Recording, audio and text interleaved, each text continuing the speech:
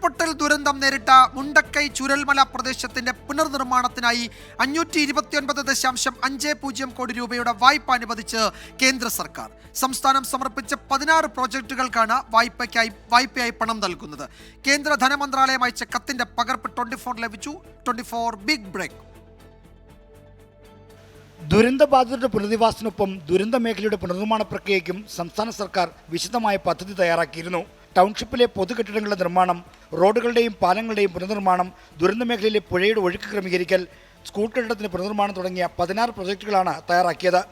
മൂലധന നിക്ഷേപ പദ്ധതിയിൽ ഉൾപ്പെടുത്തിയുള്ള സഹായത്തിന് പദ്ധതികൾ കേന്ദ്രത്തിന് സമർപ്പിച്ചിരുന്നു. 535.56 കോടി രൂപയുടെ 16 പദ്ധതികൾക്ക് വേണ്ടിയാണ് 529.50 കോടി രൂപ കേന്ദ്ര സർക്കാർ ഇപ്പോൾ സഹായം അനുവദിച്ചത്.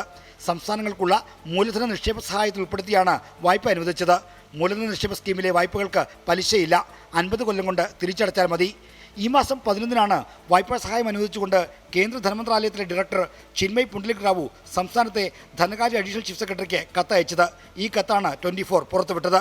കേന്ദ്ര സഹായത്തോടെ നടക്കുന്ന ഈ 16 പദ്ധതികൾക്കും ആവർത്തന പദ്ധതികൾ പാടില്ല എന്ന നിബന്ധനയോടെയാണ് സഹായം അനുവദിച്ചിരിക്കുന്നത്. 16 പദ്ധതികൾ സർക്കാർ LP സ്കൂൾ സമീപത്തെ 8-ാം നമ്പർ പാലത്തിന് ചിലവൊഴികെ മറ്റെല്ലാ പദ്ധതികൾക്കും മുഴുവൻ തുകയും അനുവദിച്ചിട്ടുണ്ട്.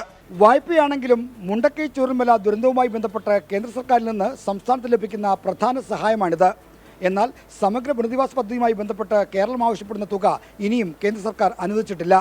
ആർ ശ്രീജിത്ത്, 24 തിരുവനന്തപുരം.